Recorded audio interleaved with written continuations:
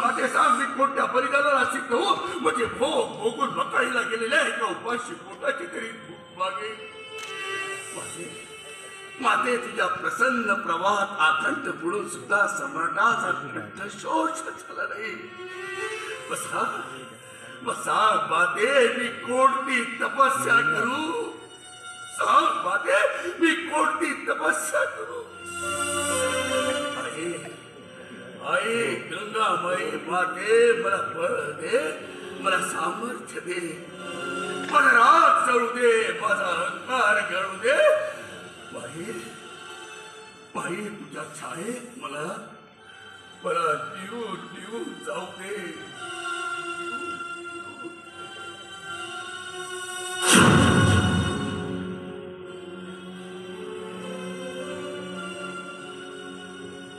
आकाश कोसळले आणि सागरात बुडाले म्हणून मातीवर राग खाण्यात काय अर्थ.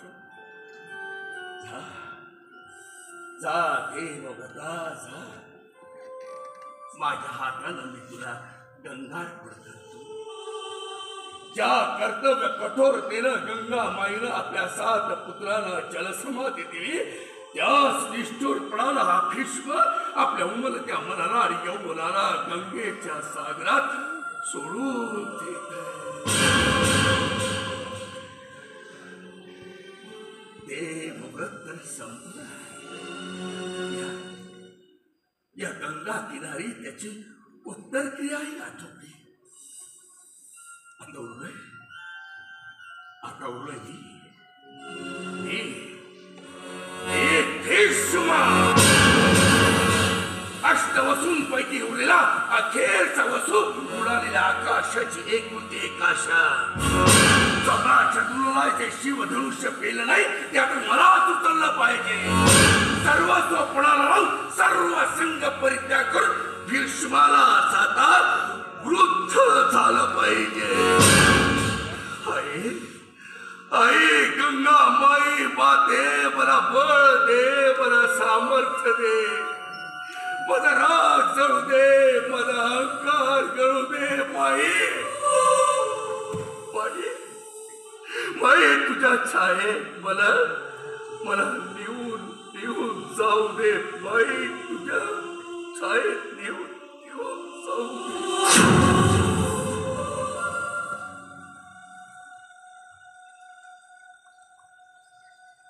महाराज प्रणयाचे माझे सुंदर स्वप्न संसाराबद्दलची सगळी अभिलाषा आपल्या एका कठोर नकारात्मक भस्मसात न माय न सासू अशी मी निर्वासित निदान दुर्लौकिकांपासून वाचवण्यासाठी तरी आपण माझा स्वीकार करावा अशी निराश्रीपणानं मी आपल्या पायापाशी प्रार्थना करते. आपण माझा स्वीकार करा. अबेचे कालत्रयी शक्य नाही त्याची इच्छा तू का करतेस. एवढी एक गोष्ट सोडून तू दुसरं हवं ते माग. हा भीष्म तुला ते आनंद झाले. दुसरं हवं ते काय मागू विश्वनाथ. बोला काय मागू. स्वयंवराला आपण आला होता तेव्हा काय माशानं मागितले. प्रसाद खालून भार सभेतून आपण माझे हरण केलं त्यावेळी आपण माशानामध्ये विचारले होते. शालवाशी खरोखर उठायला सिद्ध झाला तेव्हा समय काय माशी संमती मागितली होती. अबे स्वयंवराच्या दरबारात आणि रणांगणात वीर पुरुष जो धर्म पाळतात तोच धर्म मीही पाळला. तो धर्म मी पाळला. आता शाल्वानं तुझ्याकडे पाठ फिरवले त्याला मी तरी काय.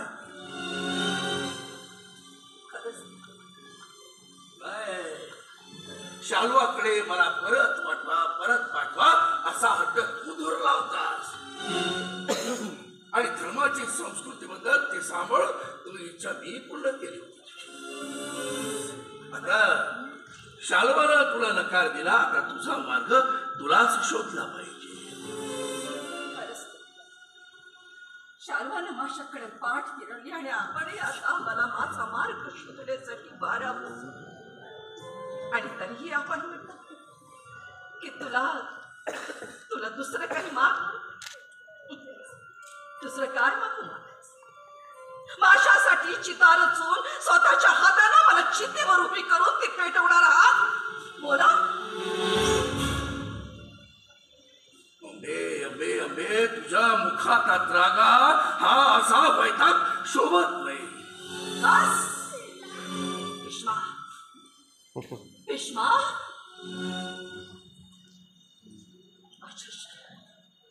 माझ्याशी असत्य बोलू नकोस.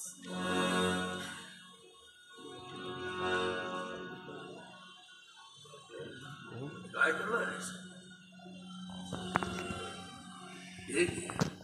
जे कालत्रयी खंड शक्य नाही ते होणे नाही अंबे, कधीही नाही. अबे अबे तू क्रोधावश झाली असेल ना तरी भीष्म आपला विवेक सोडणार नाही. काय भीष्म उत्तराला प्रत्युत्तर देतो पण दुरुत्तराला दुरुत्तर करण्याची भीष्माची रीत नाही. काय गंगा मायच्या नुसत्या तीर्थानं इथला माणूस शुद्ध होतो. मग गंगा मायच्या पोटी जन्माला आलेल्या या भीष्माच्या अंतःकरणामध्ये स्त्री द्वेष कसा उद्भवेल? भीष्मा माझ्याशी असत्य भाषण करायची तुझी किंमत दिसत नाही. तुझ्या व्रतात तेवढं सामर्थ्य नाही, तुझ्या ब्रह्मचर्यात तेवढा पुरुषार्थ नाही. भीष्मा तुला तुझ्या ब्रह्मचर्याचा मत चढलाय पण मूर्खा अरे पौरुषाचे जे देणे कुणा प्रणयनीच्या पायाशी अर्पण करायचे सोडून ते जन्मभर उठून आपण जगाला काहीतरी पुरुषार्थ केलाय असा तुझा भ्रम झाला. कारण त्या अरे तुझ्या ध्यानात कसे येत नाही की तुझा जन्म देखील एका स्त्रीच्याच पोटी झाला. माता पित्यांची वासना सुफल झाली म्हणून तुझा जन्म तरी झाला, तू या जगात तरी अवतरला. स्त्री द्वेष्ट्या शांतनूच्या आयुष्यात गंगा आली म्हणून तुझा जन्म तरी झाला. राष्ट्रवसूंच्या प्रमाणे खितपत पडला असता युगायुगांच्या शापात. स्त्रियांचा द्वेष करणारेच वेळ पडल्यास त्यांना मोहभ्रष्ट करतात. पण स्त्रीत्वाबद्दल नितांत आदर बाळगणाऱ्या अंतःकरणातच भीष्म प्रतिज्ञा जन्माला येईल. मी तुला पुन्हा सांगतो अंबे, शांतपणे ऐक.